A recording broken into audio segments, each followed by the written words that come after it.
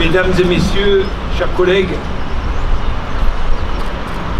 je voudrais remercier toutes les communautés religieuses et philosophiques de la ville d'être là rassemblées ce matin. Toutes les communautés religieuses sont rassemblées. Mon père, vous qui représentez Monseigneur l'évêque, monsieur le rabbin qui est là, monsieur l'imam qui est là, et le président de la communauté juive qui est à mes côtés. Voilà. Vous toutes et vous tous rassemblés. Je ne vais pas, ce matin, vous dissocier. Cette image de rassemblement est importante et essentielle pour notre territoire, pour notre ville, pour notre nation. La France, pays des droits de l'homme, connaît actuellement un climat de haine intolérable, insupportable. Notre pays vit des heures d'une violence inouïe, violence physique, violence verbale, l'une n'étant pas moins grave que l'autre.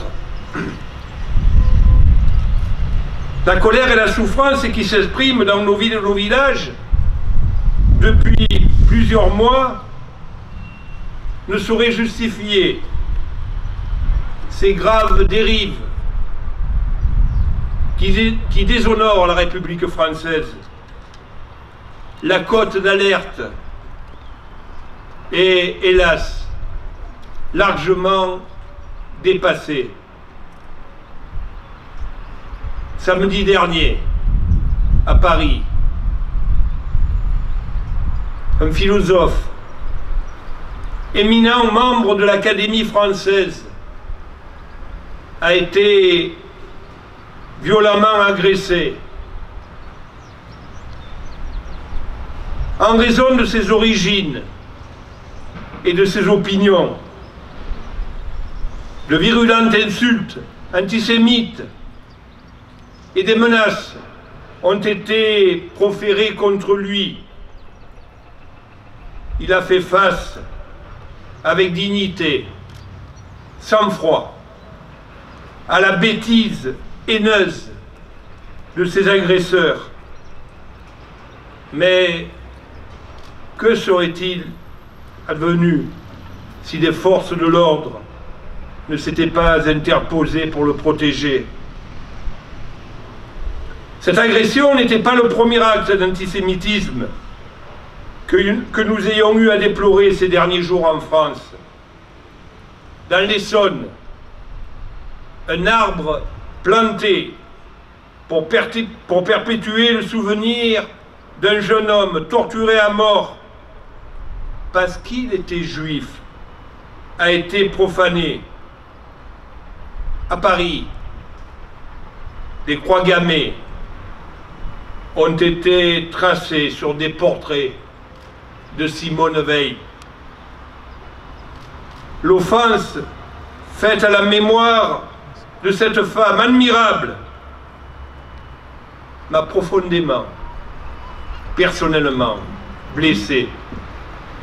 Vous le savez, j'ai eu l'honneur d'accompagner Simone Veil à Auschwitz en 2010.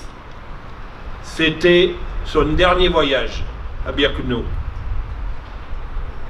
Et j'avais alors co-signé avec elle une tribune intitulée « Nous sommes allés à Auschwitz parce que le mal n'est pas mort ».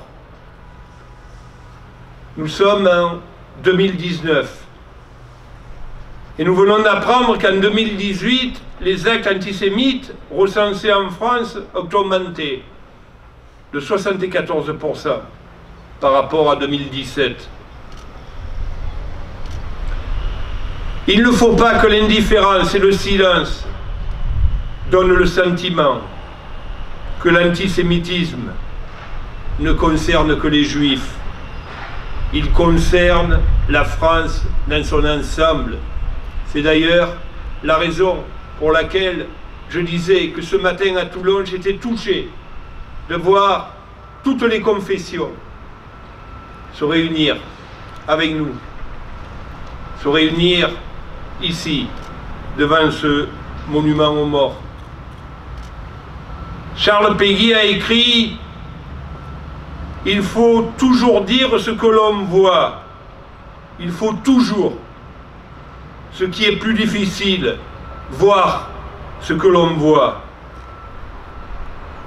Non, mesdames et messieurs, le mal n'est pas mort. Il faut avoir le courage d'ouvrir les yeux.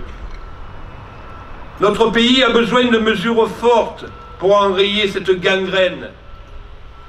Car à travers les insultes, les menaces, les graffitis antisémites, c'est la haine qui s'exprime. La haine de l'autre, qui défigure le visage de notre République, est indigne de notre pays. Bien chers tous, j'ai souhaité que nous nous réunissions symboliquement ce matin devant le monument aux morts de notre ville, qui témoigne tant de sacrifices consentis pour notre pays, pour sa liberté, par des hommes, par des femmes de toute origine et de toute confession. Nous devons affirmer ensemble notre indignation, notre engagement, mais surtout notre détermination à lutter contre le racisme, la haine, la violence. Je voudrais aussi que nous réaffirmions ensemble notre amour pour la France. Une France rassemblée, pacifiée, fraternelle. Notre France à tous, cette grande nation. Notre France à tous, celle que nous aimons. Vive la République, vive la France.